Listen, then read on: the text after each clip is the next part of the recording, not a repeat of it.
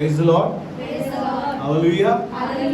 परमेश्वर का धन्यवाद करते हैं। आज की अच्छी सुबह में असेंबली ऑफ बिलीवर चर्च बादली में आप सबका स्वागत है। और एक अच्छी बात आज की सुबह में आपके साथ बांटूंगा।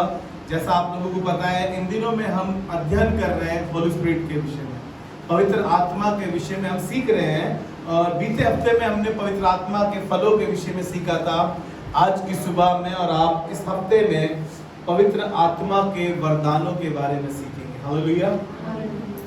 Gifts of the Holi spirit, ये पवित्र आत्मा के वो वरदान हैं जो पवित्र आत्मा जिसे चाहता है उसे देता है। हर किसी को नहीं मिलते ये वरदान, और ये वरदान इसलिए मिलते हैं कि कलीसिया की उन्नति हो सके, लोगों का भला हो सके, ना कि इसलिए कि वो अपनी वाहवाही के लिए हो या अपने शौक मौज के लिए हो या अपने खूब तमके लगाने के हो। ये वरदान इसलिए मिलते हैं जिससे कलीसिया की उन्नति हो। और याकूब उसका पहला अध्याय उसके 17 पद में ऐसा लिखा है, आप निकाल लीजिए सभी मेरे साथ। क्योंकि हर एक अच्छा वरदान और हर एक उत्तम दान ऊपर ही से है और ज्योतियों के पिता की ओर से मिलता है, जिसमें ना कोई परिवर्तन हो सकता है और ना कोई अदल बदल के कारण इस पर कोई छाया पड़ती है। Praise the Lord. प्रभु का धन्यवाद करते हैं। बाइबल बता रही है क्योंकि हर एक अच्छा वरदान और उत्तम दान ऊपर ही से मिलता है। इस वरदान को आप खरीद नहीं सकते, इन वरदानों को आप खरीद नहीं सकते। आप सोचे कि जिस किसी के पास ये वरदान हो मैं उसको पैसे देकर खरीद लूं, नहीं, आप ये वरदान खरीद नहीं सकते। और ये किसी मार्केट में मिलते भी नहीं है। नहीं आप सोचे कि फलाने मॉल में मिलते होंगे, फलाने शहर में मिलते होंगे, चले जाते हैं इस शहर में, इस मॉल में चले जाते हैं और पैसे देके ये खरीद लाएंगे हम। नहीं, ये आसमान से मिलता है और परमेश्वर की ओर से मिलता है। हालेलुया। मैं प्रभु का धन्यवाद करता हूं कि 9 वरदान जो बाइबल के, आज मैं आपको 9 बहुत से वरदान हैं। मैं आज सिर्फ 9 वरदानों के विषय में आपसे बात करूंगा जो बाइबल में लिखे हैं। ये आप मेरे साथ निकाल लीजिए। पहला कुरिन्थियों उसका 12वां अध्याय है, उसके पहले पद से 11 पद तक पढ़ेंगे। लेकिन पहले पद को पढ़ दीजिए एक बार, फिर उसके बाद सीधा 8वें पद से पढ़ेंगे। ये इन वरदानों के विषय में यहाँ पर बता रहा है। और पहला पद ऐसे कह रहा है, ये प्रेरित पौलुस इस बात को कहने लगे और कहने लगे कि तुम अनजान मत रहना। किन बातों से? इन बातों से कि परमेश्वर अपने वरदान देता है। कई बार कलीसिया अनजान होती है, अपने उन वरदानों को जान नहीं पाती जो वरदान उन्हें मिले हैं। उन्हें लगता है हमें तो कोई वरदान मिला ही नहीं है। जी पढ़े। हे भाइयों, मैं नहीं चाहता कि तुम आत्मिक वरदानों के विषय में अनजान रहो। Praise the Lord. कैसे वरदानों से? आत्मिक वरदानों से अनजान रहो। वो कह रहा है मैं नहीं चाहता हूं, और कलीसिया में कोई पासवान ये नहीं चाहता है कि कलीसिया के लोग पवित्र आत्मा के वरदानों से अनजान रहे। पौलुस भी कुरिन्थ की कलीसिया को बता रहा था, हे भाइयों मैं ये चाहता हूं कि तुम इन वरदानों से अनजान मत रहो। कौन से वरदान? जी पढ़े।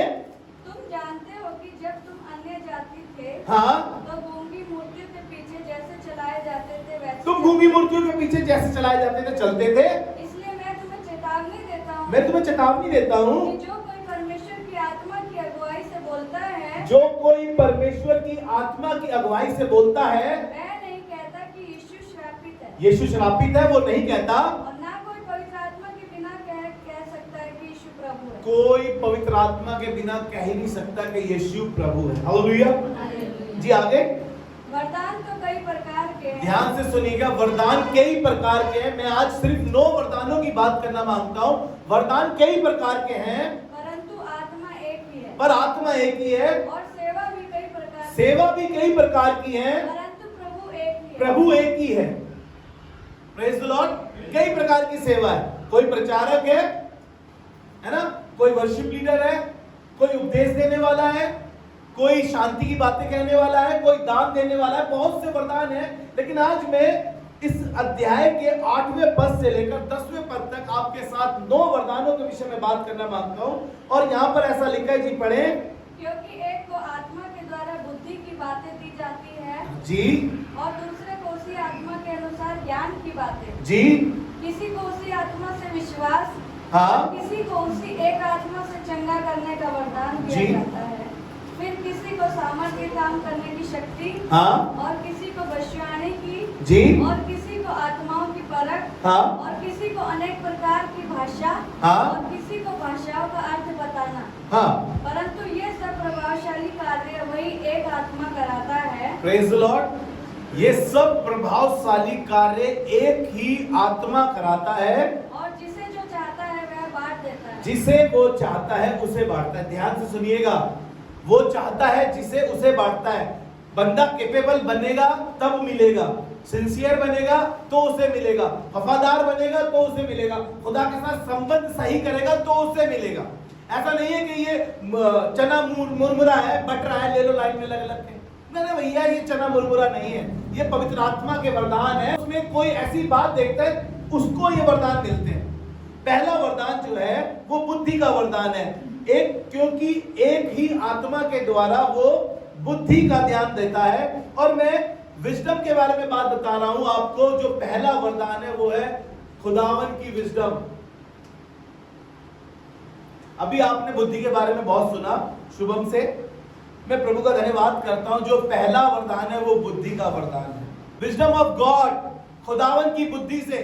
बाइबल बताती है, ऐसा कहने लगा कि तुम्हारी और मेरी सोच में जमीन आसमान का अंतर है। हम दुनियावी बातों के बारे में सोचते हैं, और जब हमारे पास बुद्धि का दान आता है तो हम आसमानी बातें सोचते हैं। हालेलुया। और बाइबल बताती है, ऐसा लिखा है लूका उसका 10 अध्याय 21 पद पढ़ेंगे हम। लूका उसका 10 अध्याय 21 पद, परमेश्वर ये बातें उन पर प्रकट करता है जो परमेश्वर के साथ वफादारी के साथ चलते हैं, जो उसे पिता करके ग्रहण करते हैं। लिखा है जी, पढ़े 10:21। उसी घड़ी वह पवित्र आत्मा में होकर आनंद से भर गया।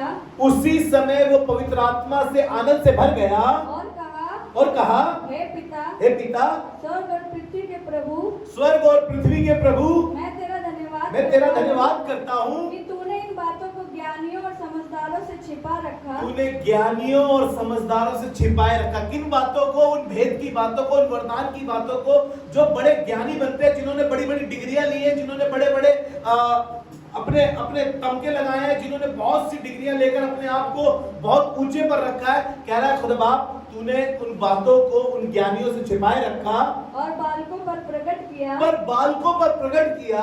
हाँ हे पिता, क्योंकि तुझे यही अच्छा लगा। हालेलुया।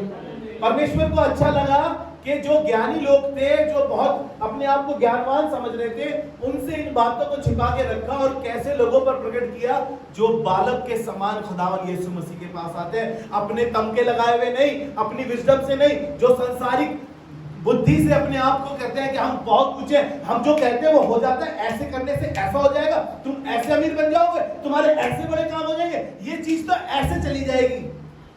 बहुत ज्ञानी लोग मिलेंगे आपको, ज्ञान बांटने वाले बहुत लोग मिलेंगे आपको, लेकिन वरदान नहीं मिलेंगे ज्ञान बांटने वाले। और पता है आपको, ज्ञानियों का ज्ञान धरा रह जाता है ना, ज्ञानियों का ज्ञान धरा रह जाता है।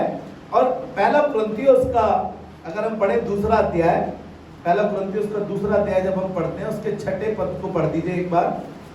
और वहां पे ऐसा लिखा है, मनुष्य कभी अपने जो ऐसे ज्ञानवान मनुष्य होते हैं, उन्हें लगता है कि हमारा कोई भी फैसला ना खराब नहीं होगा, जो सलाह हम देंगे वो बहुत अच्छी जाएगी। लेकिन परमेश्वर क्या कहता है जी, पढ़े।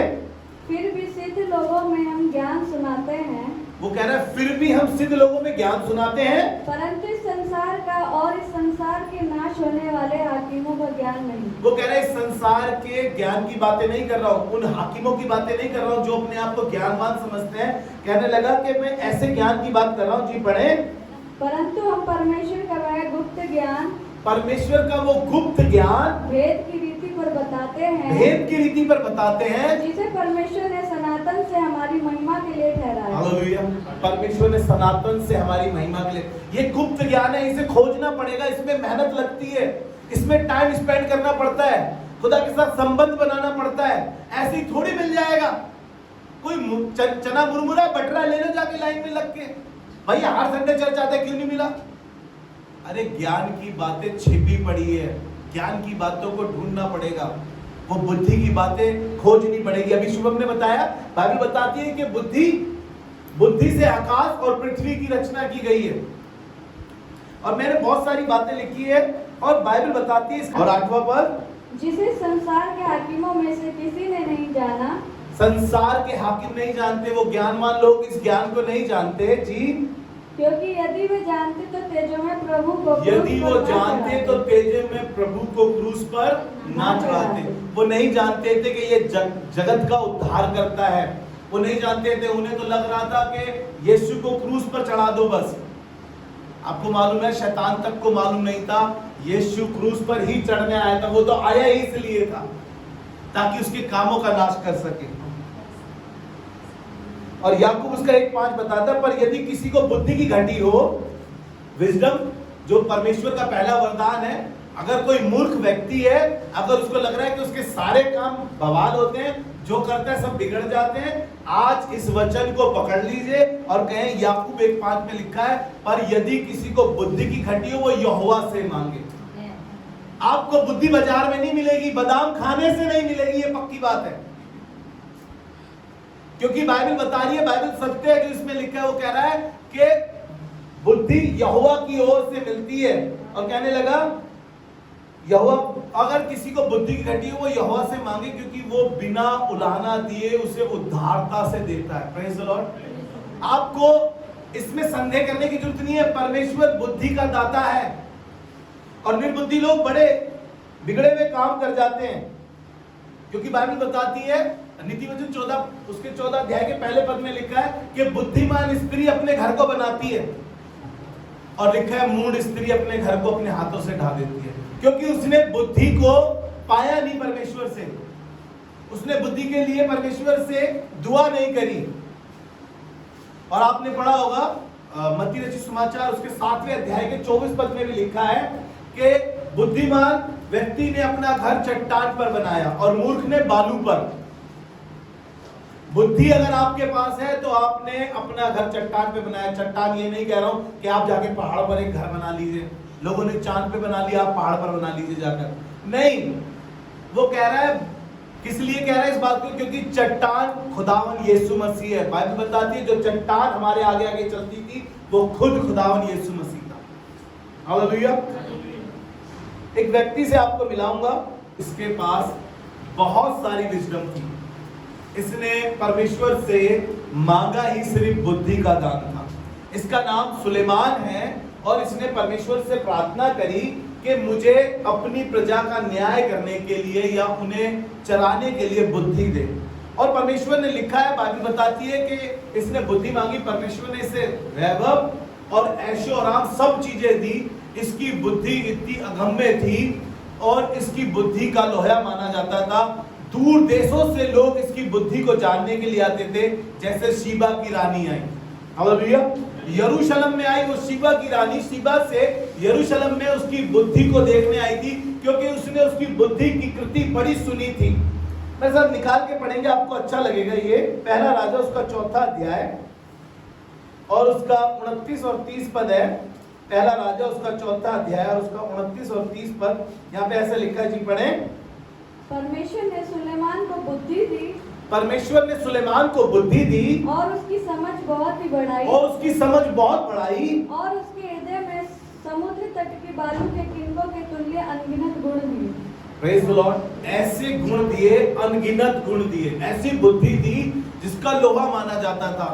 पूरे शहर में, पूरे देशों में इसकी बुद्धि का कृति फैल गई।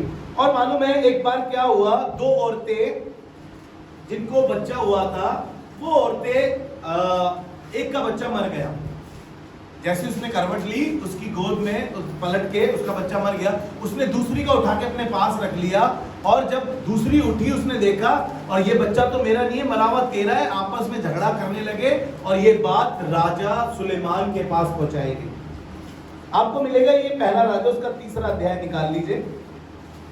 पहला राजा उसका 3रा अध्याय। ये अद्भुत काम था जो उसकी बुद्धि के द्वारा हुआ, क्योंकि परमेश्वर ने उसे ऐसी बुद्धि दी थी कि अद्भुत बुद्धि थी, क्योंकि बुद्धि का दान उसे मिला था।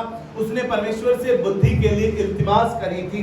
और कहने लगा 3रे अध्याय के अगर हम पढ़े 16 पद से ये जिक्र चल रहा है। ये औरतें आपस में सुलेमान से कहने लगी कि ये बच्चा मेरा है, जो मरा हुआ इसका है, जिसका जिंदा था वो कह रही नहीं नहीं मेरा है। वो आपस में झगड़ रही हैं। सुलेमान ने क्या करा, और सुलेमान ने जब ये सब कुछ देखा तो एक बात करी, उसका जब न्याय का समय आया, अद्भुत न्याय का 23 पद से पढ़ेंगे, यहाँ पर 23 पद से पढ़ेंगे। सुलेमान ने क्या कहा, बहुत गंभीर बात है कि सुलेमान ने कहा, तब राजा ने कहा एक तो कहती है हाँ जो जीवित है वही मेरा पुत्र है जी, और मरा हुआ तेरा पुत्र, और मरा हुआ तेरा, और दूसरी कहती है नहीं, और दूसरी कहती है नहीं, जो मरा है वही तेरा पुत्र है, वही और तेरा जो है, जीवित है वो मेरा पुत्र और जो जीवित है वो मेरा है। फिर अब राजा ने कहा मेरे पास तलवार ले आओ। मेरे पास एक तलवार ले आओ। अतः एक तलवार राजा के सामने लाई गई। एक तलवार राजा के सामने लाई गई। तब राजा बोला जीवते बालक को 2 टुकड़े करके, जीवते बालक के 2 टुकड़े कर दिए, आधा हिस्सा इसको दो और आधा इसको दो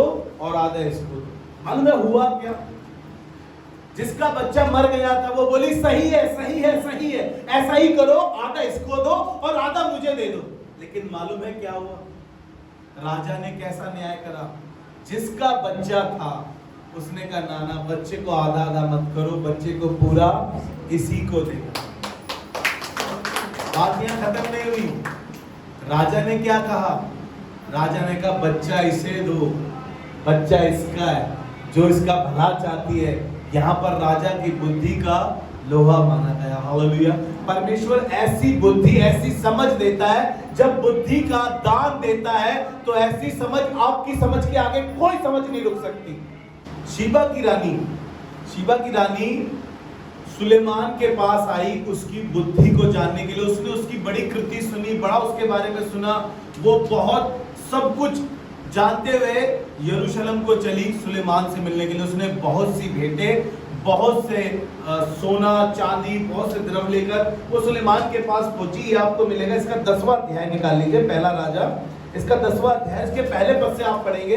ये सुलेमान के पास गई है, इसने बड़ी सुलेमान की बढ़ाई सुनी थी, उसकी बुद्धि की बढ़ाई सुनी थी और बहुत सी भेंटें लेकर गई थी। और जब ये लेकर बहुत सी भेंटें गई तो इसने देखा कि सुलेमान की बुद्धि के बारे में जो मैंने सुना था उससे कहीं बढ़कर उसके पास कृति है, बुद्धि है, वैभव है। उसने वहां पर क्या देखती है कि किस तरीके से उसके सेवक उसके सामने खड़े होते हैं, किस तरीके की उनकी ड्रेसेस है, किस तरीके के उसने बड़े बड़े काम कर रखे हैं। जी पढ़े इसको, पहले पद से पढ़े। जब शीबा की रानी ने यहोवा के नाम के विषय सुलेमान की कीर्ति सुनी, हाँ, तब वह कठिन कठिन प्रश्नों से उसकी परीक्षा करने को चल पड़ी। कैसे? कठिन कठिन प्रश्नों के साथ, क्वेश्चन के साथ, कठिन कठिन क्वेश्चन थे इसके पास, ताकि ये सुलेमान की कृति के बारे में जान सके। बहुत से मुश्किल सवाल लेकर गई थी। जी पढ़े। वह तो बहुत भारी दल के साथ मसालों और बहुत सोने और बहुत मणि से लदे हुए ऊंट साथ लिए हुए यरूशलेम को आई और सुलेमान के पास पहुंचकर अपने मन की सब बातों के विषय में उससे बातें करने लगी। हाँ। सुलेमान ने उसके सब प्रश्नों का उत्तर दिया। सुलेमान ने उसके सब सवालों का जवाब दिया। कोई बात राजा की बुद्धि से ऐसी बाहर ना कोई भी ऐसी बात राजा की बुद्धि से बाहर नहीं रही कि वह उसको बता न सके, कि वो उसको बता ना सका। जब शीबा की रानी ने सुलेमान की सब बुद्धिमानी और उसका बनाया हुआ भवन, हाँ, और उसकी मेज पर का भोजन देखा, हाँ, और उसके कर्मचारी किस रीति से बैठते और उसके टहलुए किस रीति से खड़े रहते, हाँ, और कैसे कैसे कपड़े पहने रहते हैं, हाँ, और उसके पिलाने वाले कैसे हैं, और जी, वह कैसी चढ़ाई है जिससे वह यहोवा के भवन को जाया करता है, हाँ, यह सब जब उसने देखा तब ये सब जब उसने देखा तब वह चकित रह गई। वह चकित रह गई। तब उसने राजा से कहा तेरे कामों और बुद्धिमानी की जो कीर्ति मैंने अपने तेरे कामों की और बुद्धिमानों की जो कीर्ति मैंने सुनी थी वह सच ही है, वह सच ही है। परंतु जब तक मैंने आप ही आकर अपनी आंखों से यह ना देखा, हाँ, तब तक मैंने उन बातों की प्रतीति ना की। हाँ, परंतु इसका आधा भी मुझे ना बताया इसका आधा भी मुझे ना बताया गया। तो हालेलुया। जब परमेश्वर आपको बुद्धि देगा ना, मैं आपको ईमानदारी से बता रहा हूँ, आपकी बातों में, आपकी सलाह में एक ऐसी बात होगी और लोग कहेंगे कि सच में यार खुदावन इसके साथ है, ये बुद्धि का वरदान इसे मिला हुआ है। जब ये बुद्धि की बातें करता है, जब ये समझाता है, जब ये समझदारी की बातें करता है, तो सच में ऐसा लगता है कि यार खुदा बाप ने इसको अपनी बुद्धि से भरा है। यूसुफ के बारे में पढ़ा है, क्या कोई हमें ऐसा मिल सकता है जिसमें परमेश्वर की बुद्धि वास करती हो? उसे उस देश का राजा बना दिया और उसे आधा राजपाट दे दिया डैनियल को, यूसुफ को वहां का राजा बना दिया, क्योंकि उनमें ऐसी बुद्धि थी। और परमेश्वर ही है जो बुद्धि का दान देता है।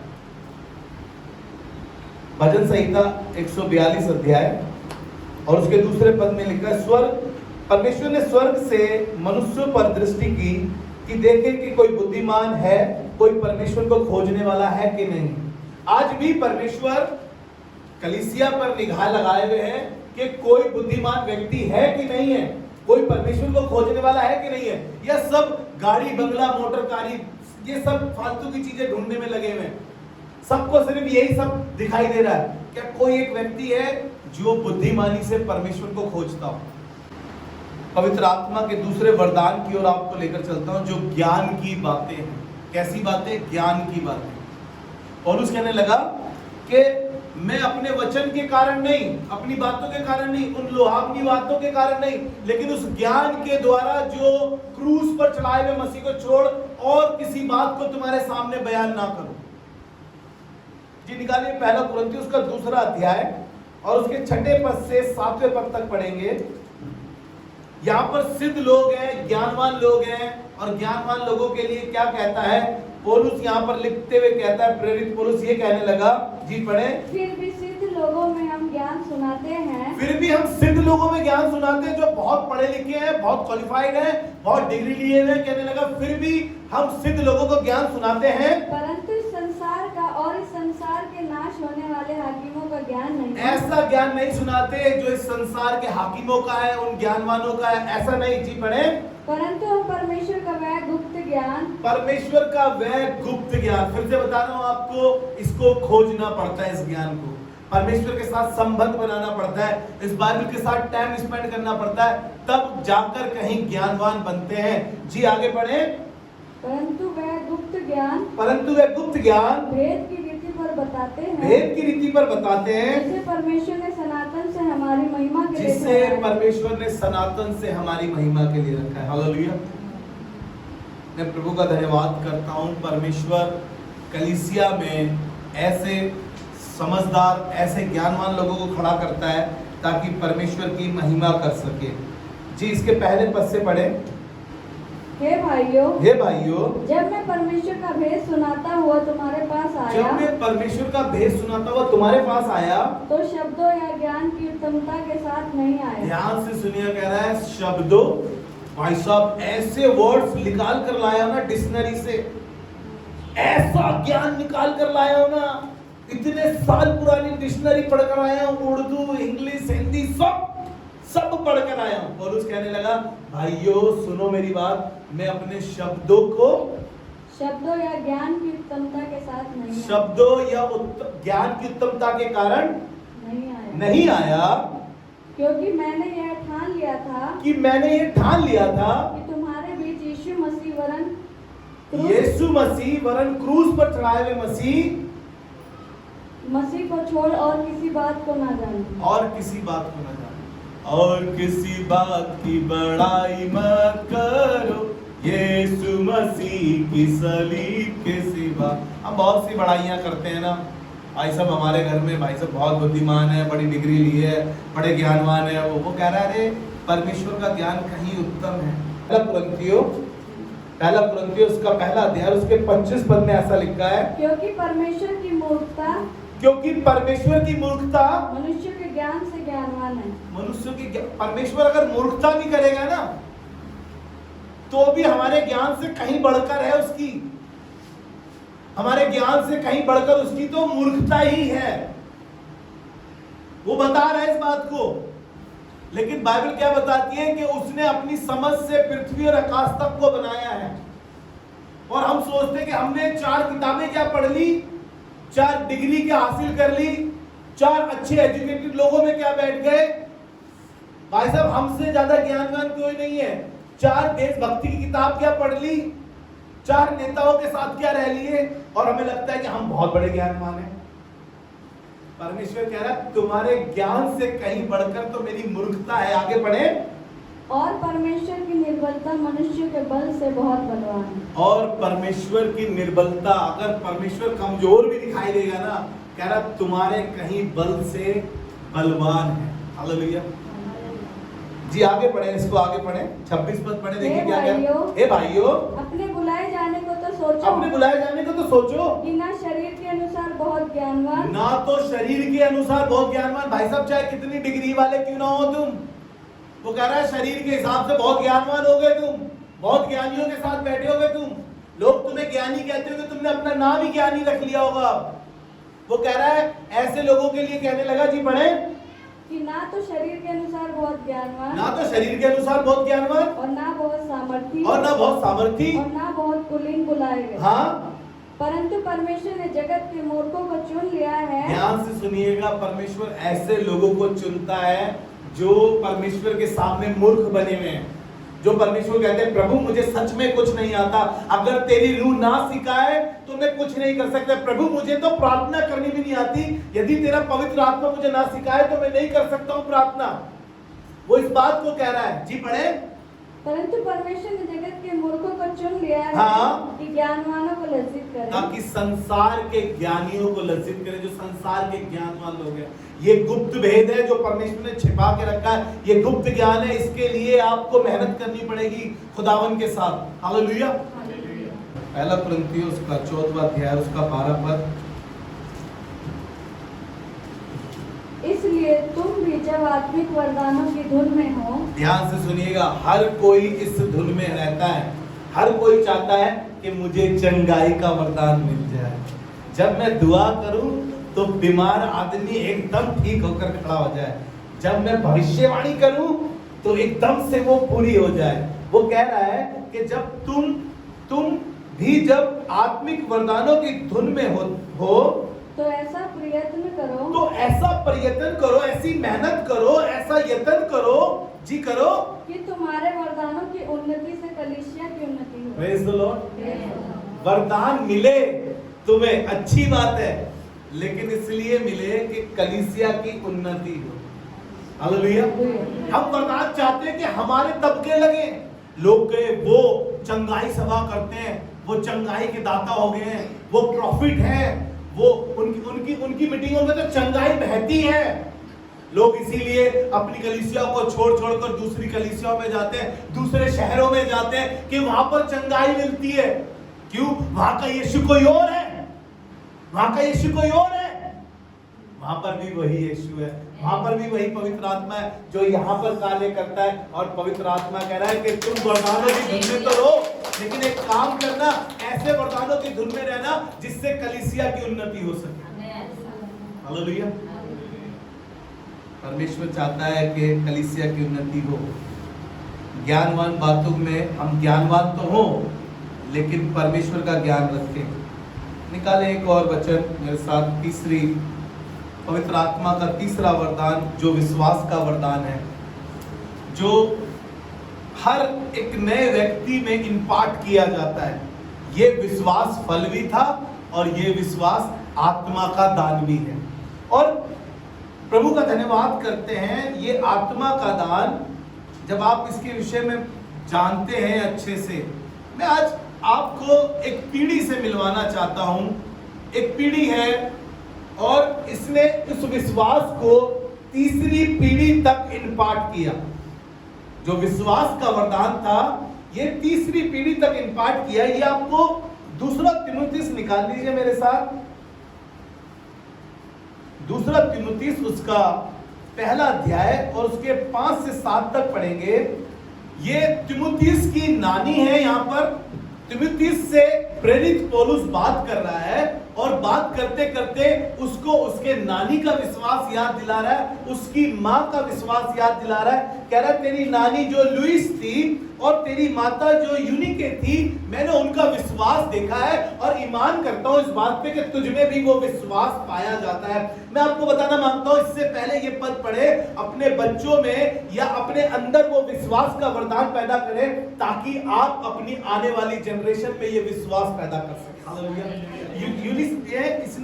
लुइस ने अपनी बेटी यूनिके में ये विश्वास भरा और यूनिके ने अपने बेटे तीमुथियुस में ये विश्वास भरा, और ये विश्वास का वरदान जब उसमें आया तो तीमुथियुस को पौलुस ने याद दिलाया, देख तेरी नानी में वो बात थी, तेरी माँ में वो बात थी, आज मैं तुझ में भी वही बात देखता हूँ। जी पढ़े। मुझे तेरे उस निष्कपट विश्वास की सुधि आती है। कैसा विश्वास है? निष्कपट, इसमें कोई लालच नहीं है भाई। तीमुथियुस, इस पौलुस कह रहा है कि भाई तेरा विश्वास निष्कपट है, इसमें एक तो छल नहीं है, दूसरा लालच नहीं है, और दूसरा अपना कुछ नहीं है। कहने लगा मुझे तेरे निष्कपट विश्वास की सुधि आती है, जो पहले तेरी नानी लोइस और तेरी माता यूनिके में था, और फिर तेरी माता यूनिके में था, और मुझे निश्चय है कि तुझ में भी है। तुझ में भी वही विश्वास है। हालेलुया। 3 पीढ़ी।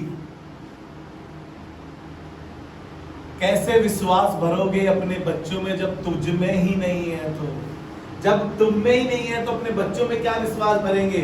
हम अपने बच्चों में क्या विश्वास भर पाएंगे जब हमें पता नहीं होगा कि नहीं होगा? दुआ तो कराइए, देखो कब होगा। खुदा है कि नहीं है?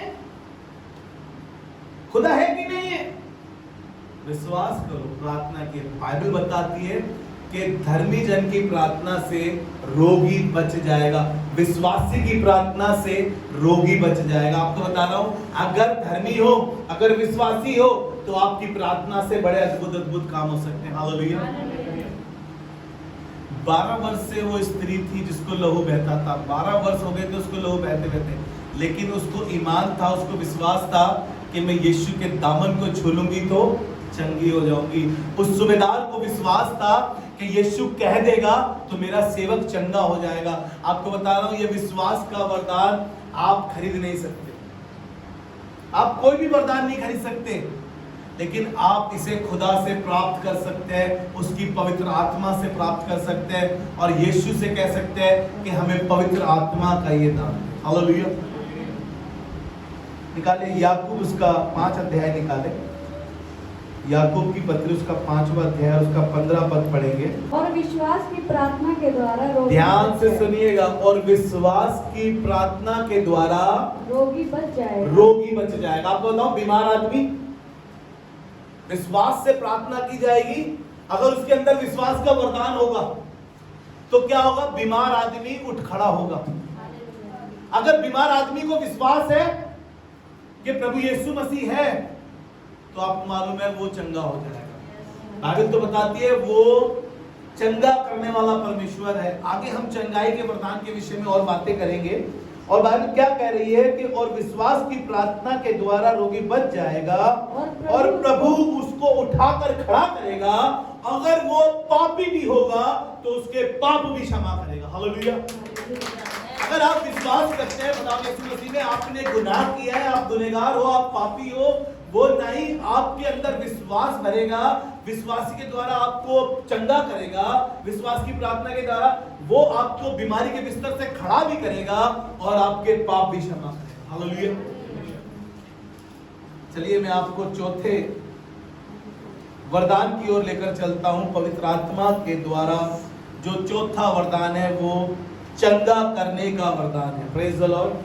बहुत बड़ी बड़ी चंगाई सभा की जाती है और बहुत से सेवकों के सामने लिखा भी जाता है चंगा करने वाला ये है, क्या बोलेंगे उसको, पास्टर, उसके नाम के आगे लिख देते हैं। और लोग मतलब शहर छोड़ कर, है ना, उन जगहों पर जाते हैं कि भैया वहां पर चंगाई का दाता है वो, और चंगाई बहती है। अरे यीशु के नाम से चंगाई होती है।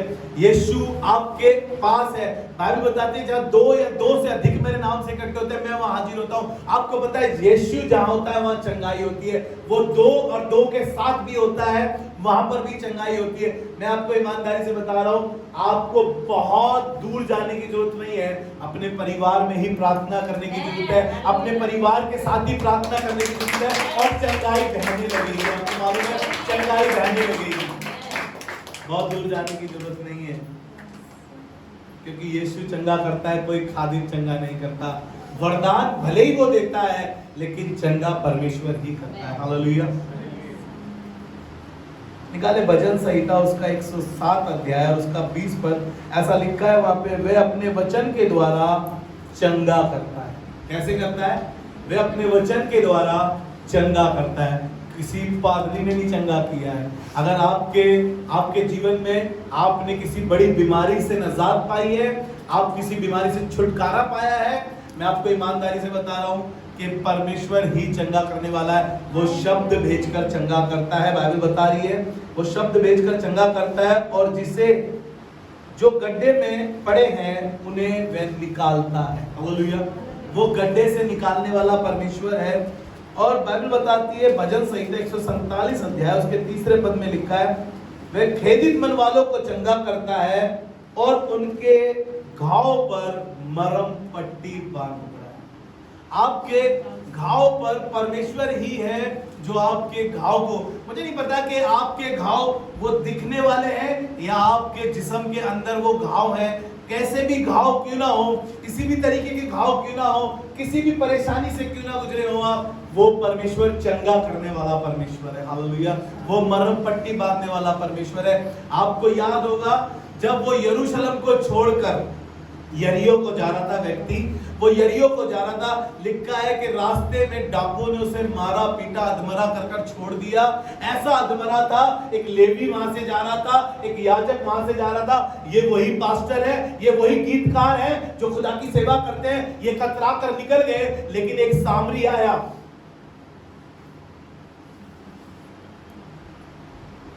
जो खुदावन यीशु मसीह था। वो सामरी उसे अपनी सवारी पर बिठाकर ले गया और उसको सराय में ले जाकर उसकी मरहम पट्टी करी, उसकी सेवा टहल करी, और सराय के मालिक को बोला जो कुछ और तेरा लगेगा मैं तुझे देता हूं। आपको मालूम है वो मरहम पट्टी करने वाला परमेश्वर है। Thank you Jesus. सिर्फ चंगाई का दाता यीशु नासरी है।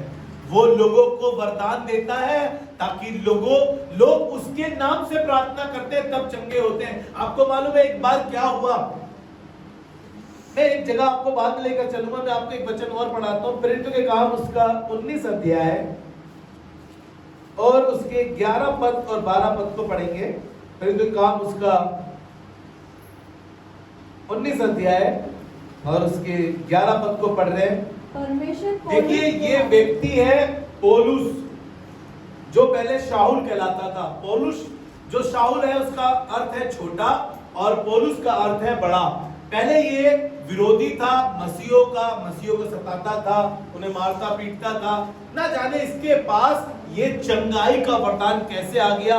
जब ये यीशु को पूरे दिल से खोज रहा था, जब यीशु की दमिश्क में इससे मुलाकात हो गई, तब इसने अपना जीवन यीशु को सौंप दिया और पूरी जिंदगी यीशु के नाम कर दी। कहने लगा अब तो जीना मसीह और मरना नफा है। अब मुझे तुम परेशान ना करो क्योंकि मैं मसीह के दागों को लिए अपने अंदर फिरता हूं। कहने लगा कि मुझे 39 कोड़े मारे हैं, मुझे जोखिमों में रहना पड़ा, मुझे भाइयों के जोखिम में रहना पड़ा। और क्या कहता है अंत में आके, लोग अब इसके द्वारा चंगाई को प्राप्त कर रहे हैं, इसकी परछाई से लोग चंगे हो रहे हैं, इससे रुमाल छुआ के ले जाते हैं, इससे अंगोछा छुआ के ले जाते हैं और आपको मालूम है लोग चंगे हो जाते हैं। हालेलुया।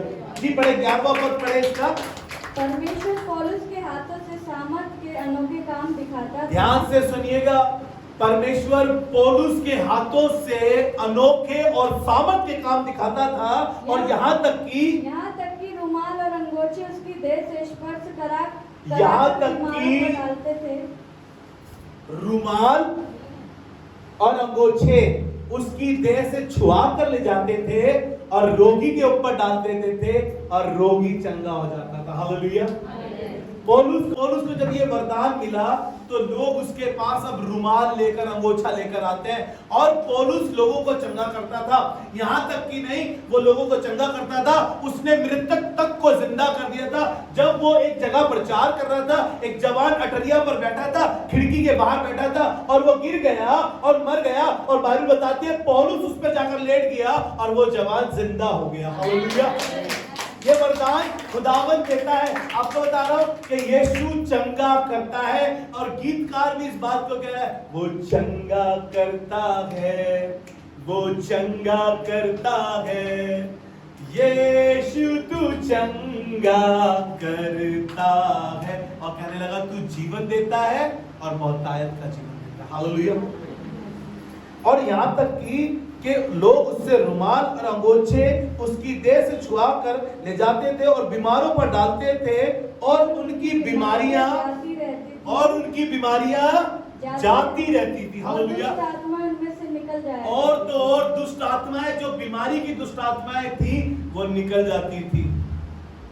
मैं प्रभु का बड़ा धन्यवाद करता हूं, परमेश्वर आज भी ये वरदान अपने लोगों पर बरसाता है।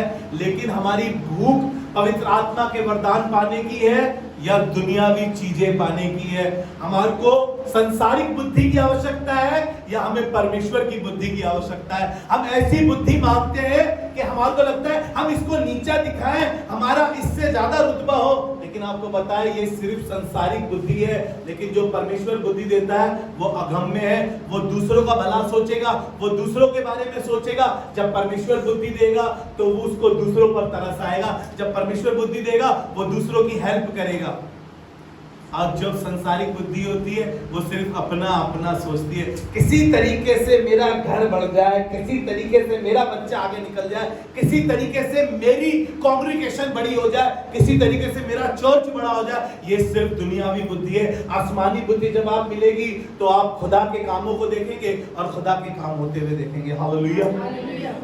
धन्यवाद करते हैं। ये आत्मा के वरदान बताने बहुत बड़े हैं। हमने डिसाइड किया है कि आज 9 वरदान आपके साथ बांटेंगे और इन्हें 2 भागों में बांटेंगे।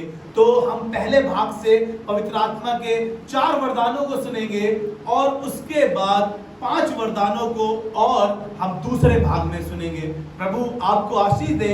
आप ये दोनों वीडियो देख रहे हैं, पहला भाग और दूसरा भाग, परमेश्वर आपको अपने वरदानों से भरेगा। प्रभु आपको आशीष दे।